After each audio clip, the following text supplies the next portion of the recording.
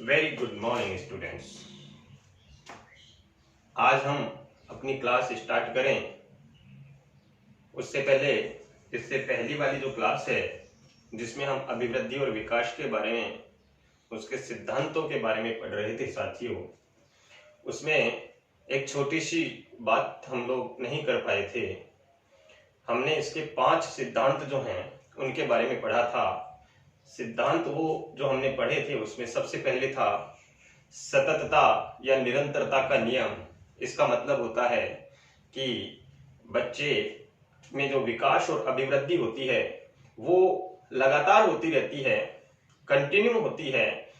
उसमें ऐसा कभी नहीं होता है कि अचानक से किसी प्रकार का कोई बदलाव बच्चे की अभिवृद्धि में या बच्चे के विकास में होता है। उसके बाद में हमने पढ़ा था व्यक्तिगतता का नियम। इसका मतलब यह है साथियों कि कोई भी दो प्राणी, दो मनुष्य, दो बालक एक जैसे नहीं होते हैं, उनमें अपनी कुछ भिन्नताएं होती हैं और उनकी अभिवृद्धि और विकास जो है उस भिन्नता के आधार पर ही होता है। इसके बाद में हमने पढ़ा था समान प्रतिमान का, यानी जैसा मॉडल है उसी प्रकार का नेक्स्ट मॉडल। कहने का अभिप्राय यह है कि मनुष्य के जन्म लेने वाले बच्चे का विकास उसी प्रकार से होगा जिस प्रकार से उसके माता पिता का हुआ है।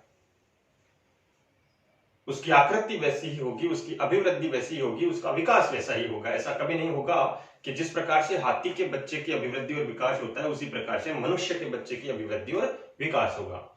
इसके बाद में हमने पढ़ा था चक्राकार प्रकृति या प्रगति का नियम। इसका मतलब ये होता है साथियों कि बच्चे की अभिवृद्धि और विकास या मानव का विकास कभी भी एक सीधी रेखा के रूप में नहीं होता, एक चक्राकार रूप में होता है। इसके बारे में विक्टोरिया हरलोक ने भी कहा था कि मानव जीवन जो है उसका विकास हमेशा घंटी की आकृति के समान होता है, कभी नीचे से ऊपर की ओर फिर नीचे की ओर। इसके बाद में हम लोग एक दो सिद्धांतों के बारे में नहीं पढ़ पाए। उनमें से एक है दिशा का सिद्धांत, जिसको दिक् सिद्धांत भी कहते हैं साथियों। दिशा का सिद्धांत का मतलब यह है कि बच्चे का जो विकास है वो विकास हमेशा सिर से पैर की ओर होता है साथियों। इसको मस्तकोधमुखी सिद्धांत भी कहते हैं। मस्तकोधमुखी सिद्धांत इसको किसने कहा? इसको कुप्पुस्वामी ने मस्तकोधमुखी सिद्धांत कहा। इसके बाद में अगला आता है निश्चित क्रम का सिद्धांत। निश्चित क्रम का मतलब यह है कि हमारा गामक और भाषाई विकास जो होता है वो निश्चित क्रम में होता है। जब बच्चा जन्म लेता है, जन्म लेते समय उसके शरीर में 270 हड्डियां होती हैं साथियों। जन्म के समय बच्चे के शरीर में 270 हड्डियां होती हैं लेकिन बाल्यकाल में आते आते उसके शरीर में हड्डियों की संख्या 350 हो जाती है साथियों। और जब हम प्रौढ़ावस्था में होते हैं उस समय इनकी संख्या 206 हो जाती है। अब ये सवाल होता है कि ये 206 कैसे हो जाती है? तो ये 206 अस्थीकरण की प्रक्रिया के कारण से हो जाती है। इस प्रकार से ये हमारे अभिवृद्धि और विकास के सिद्धांत कंप्लीट होते हैं साथियों। आज हम जिस टॉपिक के बारे में परिचर्चा करेंगे वो है विकास की अवस्थाएं। हम इस समय जो विकास की अवस्थाओं के बारे में अध्ययन करेंगे साथियों, वो हम 4 अवस्थाओं के बारे में ही अध्ययन करेंगे। बच्चे के जन्म की पहली अवस्था उसकी गर्भावस्था होती है साथियों। दूसरी अवस्था उसकी शैशवावस्था होती है। तीसरी अवस्था उसका बाल्यकाल या बाल्यावस्था होती है और चौथी अवस्था उसकी किशोरावस्था होती है। तो हम इन 4 अवस्थाओं के बारे में ही यहां पर परिचर्चा करेंगे साथियों। इस क्रम में जो सबसे पहली अवस्था है वो गर्भावस्था है और हम इसी के बारे में परिचर्चा करेंगे। एक मनुष्य के गर्भ की जो अवस्था है वो साथियों 280 दिन या 9 माह की होती है। 280 दिन या 9 माह में एक बच्चा जन्म लेता है। अब इस अवस्था के बारे में हम डिटेल से पढ़ें उससे पहले हमें यह पता होना चाहिए कि एक गर्भ में एक बच्चा किस प्रकार से स्थान ग्रहण करता है। तो आपने पढ़ा होगा, सुना होगा, बीज, इस बीज को हम कहते हैं शुक्राणु। ये गति करते हुए प्रवेश करता है। कहां प्रवेश करता है? ये प्रवेश करता है अंडाणु में। एक बीज या शुक्राणु गति करते हुए प्रवेश करता है अंडाणु में, और अंडाणु में जब वो प्रवेश करता है तो एक आकृति बन जाती है। उस आकृति को युक्ता का नाम दिया जाता है। साथियों, युक्ता नाम की एक आकृति बनती है। फिर से समझना, एक बीज गति करता है और अंडाणु में प्रवेश करता है साथियों, और अंडाणु में प्रवेश करने के बाद में एक आकृति बनती है जिसको युक्ता नाम की आकृति कहा जाता है साथियों। ये जो युक्ता आकृति है, इसमें अंडाणु का एक आवरण होता है।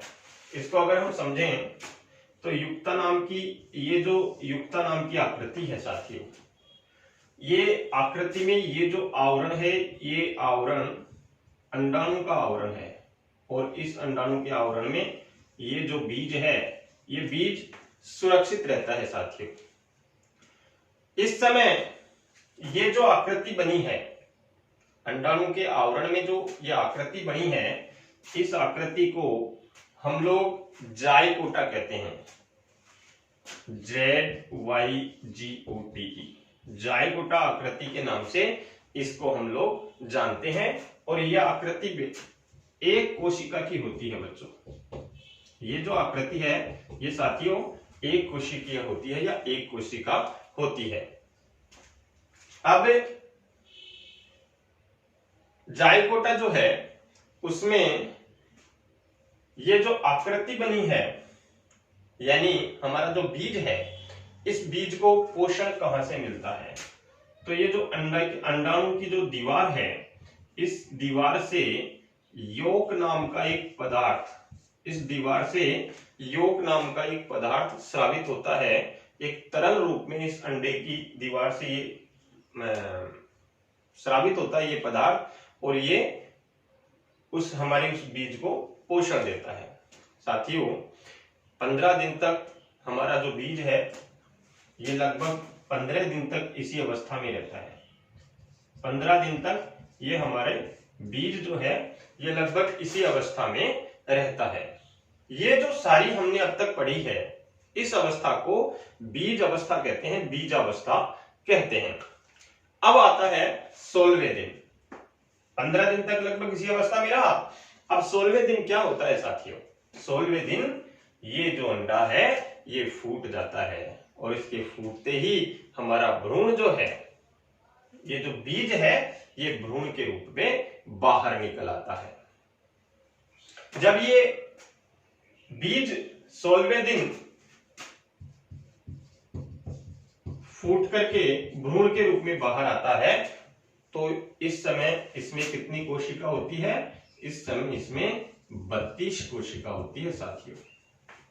बड़ा इंपॉर्टेंट चैप्टर पढ़ रहे हैं हम लोग। इसके बारे में कई बार पूछते हैं कि जब बीजावस्था होती है, उस समय जो बीज है वो कितनी कोशिकाओं से बना हुआ होता है? तो उस समय वो केवल एक कोशिका होती है, उस आकृति को जाइगोटा हम कहते हैं।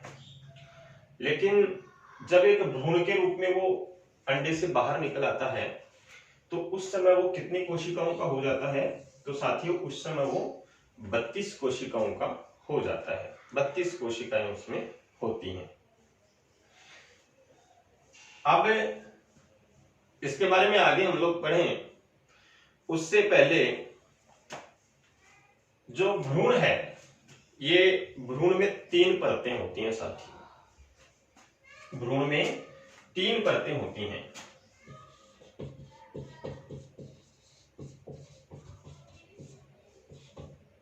और तीनों परतों का एक अलग अलग कार्य होता है।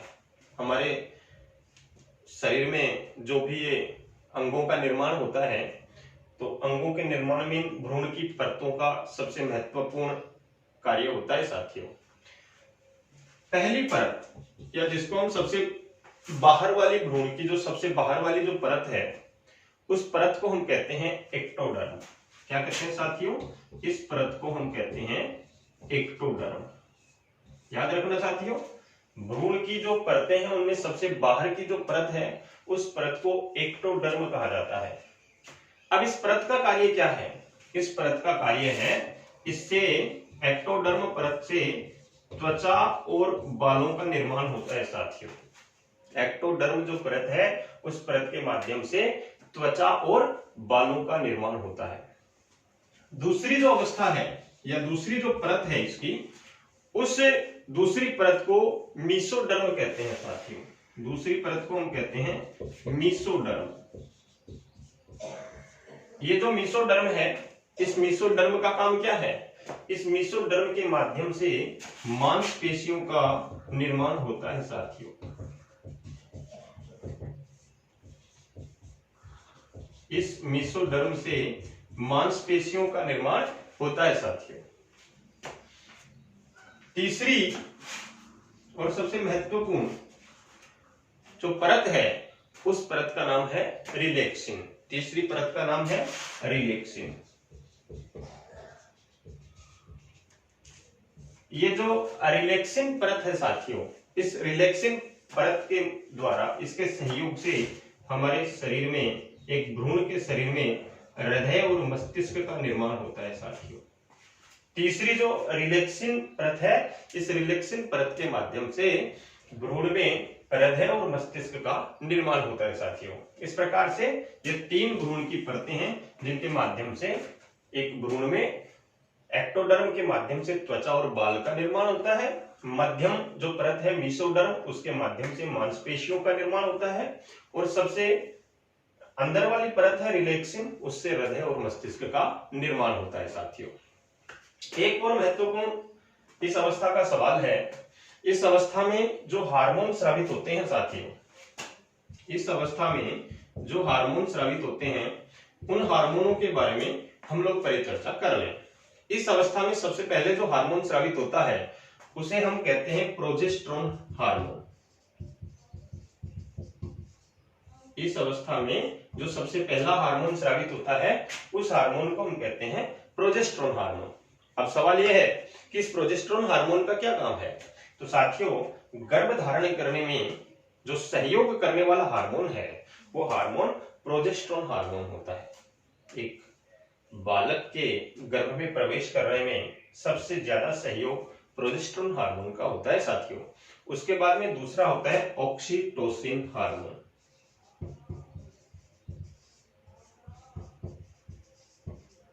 ऑक्सीटोसिन हार्मोन का क्या कार्य होता है? गर्भ की जो दीवार होती है साथियों, उस दीवार से यह हार्मोन स्रावित होता है और इस दीवार से यह हार्मोन जो है ये जब स्रावित होता है तो उसमें संकुचन पैदा होता है। उस दीवार में संकुचन पैदा होता है, गर्भ की दीवार संकुचित होती है। और संकुचित होने का फायदा क्या है पता है? वो सहयोग करती है गर्भ के प्रसव में, यानी उसको तैयार करती है प्रसव के लिए। और प्रसव होने में सबसे इंपॉर्टेंट भूमिका जो अपनी बच्चे की जो नाल होती है उस नाल को बड़ा करके और प्रसव में सहयोग करने का जो कार्य है वो रिलेक्सिन हार्मोन करता है। तीसरा जो हार्मोन है वो रिलेक्सिन हार्मोन है साथियों। इस प्रकार से तीन हार्मोन होते हैं जो गर्भ में स्रावित होते हैं। इसके बाद में साथियों हम विकास की गर्भावस्था के बारे में लगभग सब परिचर्चा कर चुके हैं। ये जो बच्चे का 9 महीने का गर्भ है, इस 9 महीने के गर्भ में 6 महीने में बच्चे के अंगों का निर्माण होता है। कंप्लीट 6 महीने में बच्चा तैयार हो जाता है और बचे हुए जो 3 महीने होते हैं लास्ट वाले, इन 3 महीनों में बच्चे में परिपक्वता आती है। उस भ्रूण को परिपक्व होने में 3 महीने का समय लगता है। एक और वेरी इंपॉर्टेंट बात है कि हम लोग जब बच्चे को देखते हैं कि बच्चे के जन्म लेने के बाद में जब वो 5-6 महीने का हो जाता है उसके बाद में उसके दांत आते हैं, और याद रखना नीचे के जबड़े में 2 दांत सबसे पहले आते हैं। लेकिन जब वो गर्भकाल में होता है और ये गर्भ जो है 5-6 महीने का होता है, उसी समय दांतों का बनना शुरू हो जाता है। तो ये गर्भकाल का ही एक कार्य है जब बच्चे में दांतों का निर्माण होना शुरू होता है। तो इस प्रकार से ये हमारी गर्भावस्था है। अब हम आगे बढ़े उससे पहले एक बार फिर से रिवाइज कर लें। गर्भावस्था के देखो हम विकास की अवस्थाओं के बारे में पढ़ेंगे साथियों। उसमें 4 अवस्थाओं के बारे में पढ़ेंगे, गर्भावस्था, शैशवावस्था, बाल्यावस्था और किशोरावस्था। आज हम सबसे पहले गर्भावस्था के बारे में पढ़ रहे हैं साथियों। यह गर्भावस्था 280 दिन या 9 महीने की होती है। 280 दिन या 9 महीने की होती है। गर्भ में बच्चा स्थान कैसे ग्रहण करता है? बीज, जिसको हम शुक्राणु कहते हैं, वो गति करते हुए अंडाणु में प्रवेश करता है, एक आकृति का निर्माण करता है और उस आकृति को युक्ता का नाम कहते हैं। युक्ता नाम की आकृति का निर्माण होता है।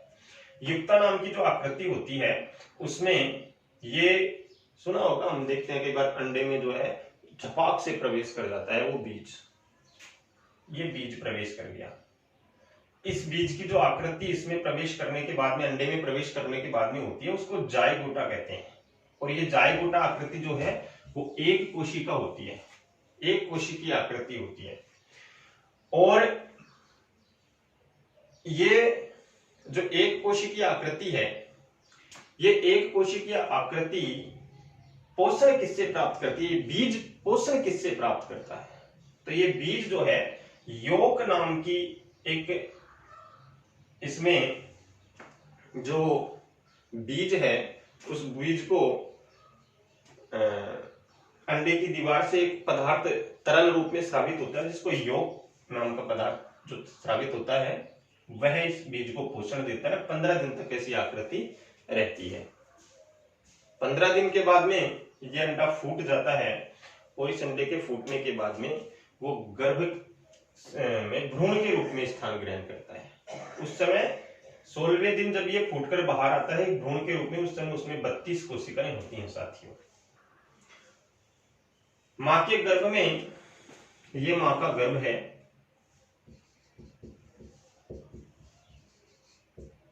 इस मां के गर्भ में, ये मां के गर्भ की दीवार है साथियों। और इस मां के गर्भ की जो दीवार है ये अंडे से फूट करके बाहर आते ही इस मां के गर्भ की दीवार से यहां चिपक जाता है। क्या चिपक जाता है? भ्रूण चिपक जाता है। और भ्रूण चिपकता किसके सहयोग से है? भ्रूण चिपकता है अपरा या कहीं नाल या कहीं प्लेसेंटा, इसके सहयोग से ये यहां चिपक जाता है। और चिपकने के बाद में ये जो भ्रूण है, ये यहां चिपकने के बाद में शुरू के जो 2 महीने होते हैं मां के गर्भ के, उसमें बड़ी तेज गति से ये चक्कर लगाता है, बहुत तेज गति से चक्कर लगाता है। ये मैं आपको इसलिए बता रहा हूं कि शुरू के 2 महीने में जब मां गर्भवती होती है उस समय उसको बहुत चक्कर आते हैं। और वो चक्कर आने का कारण यही है कि ये भ्रूण बड़ी तेज गति से इसमें चक्कर लगाता है। ऐसी परिस्थिति में भ्रूण में जो होता है उसमें 3 परतें होती हैं। एक परत होती है एक्टोडर्म, जिससे भ्रूण में त्वचा और बाल का निर्माण होता है। दूसरी मेसोडर्म, जिसमें भ्रूण में मांसपेशियों का निर्माण होता है साथियों। और तीसरी होती है रिलैक्सिन, जिसके कारण से भ्रूण में हृदय और मस्तिष्क का निर्माण होता है। इस गर्भकाल में ही 3 प्रकार के हार्मोन स्रावित होते हैं साथियों। ये 3 प्रकार में सबसे पहले प्रोजेस्टेरोन हार्मोन स्रावित होता है। प्रोजेस्टेरोन हार्मोन की वजह से मां गर्भ धारण करती है, उसके गर्भ धारण करने में सहयोग करता है। दूसरा ऑक्सीटोसिन हार्मोन होता है साथियों। और ऑक्सीटोसिन जो हार्मोन है वो गर्भ की दीवारों में संकुचन पैदा करता है, जिससे गर्भस्थ जो शिशु है वो प्रसव के लिए तैयार हो सके। और प्रसव में सहयोग करने का कार्य जो है वो रिलैक्सिन हार्मोन के द्वारा किया जाता है साथियों। इस प्रकार से 6 महीने में अंगों का निर्माण होता है और 3 महीने में परिपक्वता होती है और उसके बाद में बच्चे का जन्म होता है। तो साथियों इस प्रकार से ये हमारी गर्भावस्था है, जिसके बारे में हमने विस्तार से अध्ययन कर लिया है। हम अब नेक्स्ट करेंगे शैशवावस्था का अध्ययन करेंगे और विस्तार से करेंगे। उससे पहले आप लोग इसका स्क्रीनशॉट ले लीजिए ताकि बाद में भी आप इसको देख सकें, नोट्स के रूप में इसको उतार सकें, समझ सकें। आपको किसी प्रकार की अगर किसी भी प्रकार का प्रश्न आपके दिमाग में चल रहा है, आपके मन में चल रहा है, तो निसंकोच होकर के आप कमेंट कर सकते हैं। आपके हर प्रश्न का जवाब मैं यहाँ कर दूंगा। और साथियों, आपकी ओर से चैनल सब्सक्राइब नहीं हो रहा है, सब्सक्राइब नहीं कर पा रहे हो, आप लोग नहीं कर रहे हो, तो हमें मोटिवेट करने के लिए आपकी क्लासों को और अच्छी तरीके से हम लोग आपके समकक्ष उपस्थित कर सकें, उसके लिए जरूरी है कि आप लोग मेरे चैनल को सब्सक्राइब करें, लाइक करें और हमें मोटिवेट करें ताकि हम लोग आपको और भी अच्छी तरीके से पढ़ा सकें। धन्यवाद साथी।